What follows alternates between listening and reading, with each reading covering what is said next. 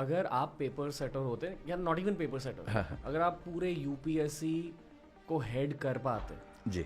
आप पूरे सिस्टम में क्या चेंजेस लाते सर? पूरे सिस्टम में। I am sure this is something you thought about at some point. I think almost every day about this.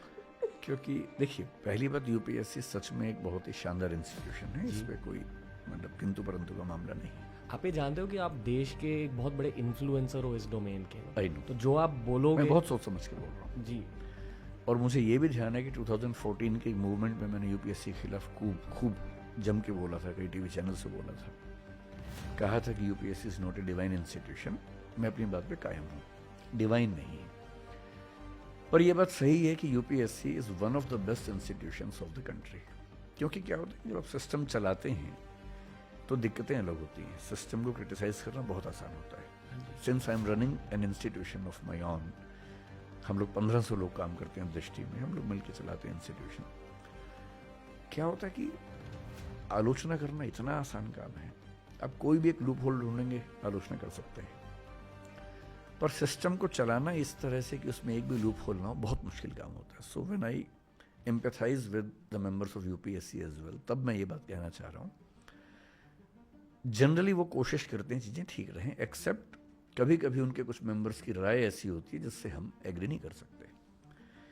जैसे 2008 से 14 के बीच में यूपीएससी में बहुत चेंजेस हुए, ड्रास्टिक चेंजेस हुए, जो मैं आज तक मानता हूँ कि वो ठीक नहीं है। उनमें कई चेंजेस सीधे सीधे इंडियन लैंग्वेजेस के खिलाफ थे, नहीं होना चाहिए। एक लेवल प्लेइंग फील्ड होनी चाहिए, कोई भी भाषा हो, अंग्रेजी है, हिंदी है, मराठी है, तमिल है, किसी को नुकसान क्यों होना चाहिए? शहर का बच्चा, गांव का बच्चा, किसी को नुकसान क्यों होना चाहिए? पर जब आप कुछ ऐसी चीज़ें इंड्यूस करते हैं जो सीधे सीधे किसी को नुकसान पहुंचाती हैं, तो सवाल उठता है कि ये गलत अप्रोच है आपकी। तो UPSC in general is a good institution, this is the starting point. उनको प्रीलिम्स में मैथमेटिक्स का जो मानिया उनके दिमाग में बैठा हुआ है और जो फोबिया बच्चों के दिमाग में, उससे थोड़ा सा बचना चाहिए, है ना। इतना मैथ जितना यूपीएससी के पास चाहिए, एक आईएएस को कितना मैथ चाहिए भाई? क्यों उसको बहुत गहरे प्रश्न मैथ्स के आने चाहिए? उसको इतना आना चाहिए कि वो टेबल्स, ग्राफ बना सकता हो, समझ सकता हो, कैलकुलेशंस कर सकता हो, कोई रिपोर्ट आई है कैलकुलेशंस है, चेक कर सकता हो, उसकी कैलकुलेशंस फास्ट भी हों, यहाँ तक समझ में आता है। डेटा इंटरप्रिटेशन कर सकता हो, डेटा सफिशिएंसी देख सकता हो, डेटा मैनिपुलेशन तो नहीं लेकिन डेटा एनालिसिस कर सकता हो, ये सब पूछ लीजिए। लेकिन जानबूझ के इतना मुश्किल बनाना कि वो केवल वही लोग कर सके जिनका मैथ्स बहुत गहरा है, इसकी ज़रूरत नहीं है। रीजनिंग में ज़रूरी है भाई, आप वो पूछ ही रहे हैं। और सरप्राइजिंगली सी सेट में 2 सेगमेंट्स हैं, एक है इंटरपर्सनल स्किल्स और एक है डिसीजन मेकिंग। उस पर एक भी सवाल नहीं पूछ रहे 4-5 साल से। जबकि when you become an IAS or IPS officer, basically what you have to do is you have to take decisions, you have to communicate with the public। उस पर आप सवाल ही नहीं पूछ रहे, एक भी नहीं पूछ रहे सवाल। जबकि पहले 10 सवाल आते थे, 10 से 9 हुए, 8 हुए, उसके बाद 4-5 साल से 0 है। तो मुझे लगता है कि फोकस को लेके थोड़ा देखना है। मेंस उनका जनरली इस समय ठीक है, बस उसमें थोड़ी सी ऑब्जेक्टिविटी ऑफ इवेल्युएशन में, मॉडरेशन, स्केलिंग सारे सब्जेक्ट्स के बीच में, मीडियम्स के बीच में, मुझे लगता है कि स्केलिंग के मामले में थोड़ा सा वो कमज़ोर हैं। मीडियम्स के बीच में वो हो सके तो अच्छी बात है, किसी को फ़ायदा ना पहुंचे लेकिन किसी को नुकसान ना पहुंचे, बेसिक बात सिर्फ है। Interview is so subjective. Interview के लेवल पर तो मुझे नहीं पता वो ऐसा क्यों नहीं कर पा रहे, या तो रिसोर्सेज की दिक्कत है या पॉलिसी पैरालिसिस है। आप सोच के देखिए, इस बार जो बच्चे सिलेक्ट हुए हैं, मैं तो करीब 70-80-100 बच्चों को जानता हूँ जो सिलेक्ट हुए हैं। कुछ पैनल्स हैं, 2 इंटरव्यू पैनल्स ऐसे थे, मैं नाम नहीं बोलूँगा उनका भी, उनमें जो गया उसकी ज़िंदगी ख़त्म हो गई, क्योंकि वो वही सैडिज्म है, पता नहीं क्या है, अपनी कोई कुंठाएं हैं, बच्चों को नंबर देते ही नहीं है जी। आप सोचिए कि 6-7 पैनल्स यूपीएससी में है इंटरव्यू के, उनमें से एक पैनल ऐसा है जिसमें एक बच्चे को एवरेज मार्क्स 170 का सब मिल रहे हैं, और एक अच्छा बच्चा वहाँ जाएगा तो मान लीजिए कि 190 ले लेगा, वही बच्चा गलती से दूसरे रूम में चला जाएगा तो 150 लेके आएगा।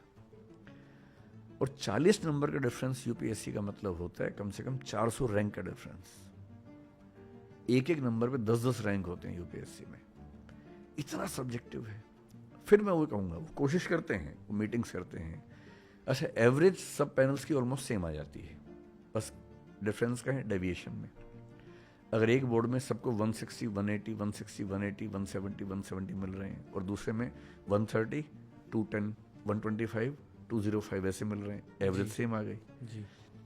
लेकिन आप किसी बोर्ड में जाएंगे तो 170 के ऊपर जा ही नहीं सकते। किसी में आपको 200 प्लस का स्कोप मिल जाता है, किसी में 130 पाने का रिस्क हो जाता है। तो मैं कई बार सोचता हूँ, अगर यूपीएससी मुझसे, खैर पूछते नहीं वो लोग, मैं तो चाहता हूँ कि सरकार पूछे मुझसे कभी, अगर पूछे तो। यहाँ जो मैं समझ रहा हूँ हाँ, वो ये है कि बहुत बड़ा ह्यूमन फैक्टर रहता है यहाँ। वो सिंपल subjectivity। सॉल्यूशन है। आप 275 मार्क्स का एक इंटरव्यू ले रहे हैं, आप 100 के 3 कर लीजिए जी। 3 पैनल्स में इंटरव्यू करवा दीजिए। रिसोर्सेज की दिक्कत है, कुछ और मेंबर्स लाइए, टाइम बढ़ाइए, कुछ भी कीजिए भाई, ये देश का भविष्य है, किसी बच्चे का भविष्य है। आप केवल कुछ रिसोर्सेज बचाने के लिए एक ऐसे व्यक्ति को आईएएस बना देंगे जो अगले 35 साल तक परेशान करेगा आपको। इससे बेहतर है कि आप 3 इंटरव्यू ले लीजिए। या एआई लाइए एक ही इंटरव्यू में, एक एआई बॉट लाइए जो हो सकता है इंटरव्यूअर्स को रिप्लेस कर सके। हो सकता है आगे चल के ऐसा बूम। नहीं मस्ती कर रहा हूँ, बहुत रिस्पेक्ट करता हूँ हर इंटरव्यूअर की। मैं समझता हूँ जो कष्ट आपके दिल में, आप बेसिकली स्टूडेंट्स पर वो कष्ट फेंक रहे हो, पर सॉरी। ऐसा नहीं है कि वो मेंबर्स जानबूझ के नंबर कम दे रहे हैं, उनके दिमाग में ये बैठा हुआ है। जैसे आप स्कूल में जब पढ़ते होंगे जी, कुछ टीचर्स का मार्किंग पैटर्न काफ़ी लिबरल होगा, कुछ का बहुत टफ होगा। जो जिंदगी में खुश थे उनका लिबरल, मतलब वो भी एक पॉसिबिलिटी है, पॉसिबल एक्सप्लेनेशन है। ऐसा हो सकता है कि ज़िंदगी में खुश है पर उसने बचपन में देखा कि सबसे अच्छे आंसर पे 10 में से 6 नंबर मिलते हैं, तो उसके दिमाग में बेंचमार्क 6 का बना हुआ है, वो 6 के ऊपर जाता ही नहीं है। जी एक दूसरा व्यक्ति हो सकता है कि ज़िंदगी में बहुत खुश ना हो पर बेंचमार्क उसके दिमाग में 8 का बना हुआ है, जी, वो 8 तक जाता है। और इतना सब्जेक्टिव है कि यूपीएससी भी मेंबर्स को कितना समझाए कि बराबर करो। इसका सॉल्यूशन सही बात यह है कि आप एक इंटरव्यू के बजाय 2-3 कर लीजिए, तो कम से कम जो स्कोप ऑफ सब्जेक्टिविटी कम हो जाएगा। ओके। ये बात एसए में भी हो सकती है, एसए में सब्जेक्टिविटी बहुत ज़्यादा होती है, so may be this paper can be evaluated by 2 examiners separately, ऐसा कुछ कर लें।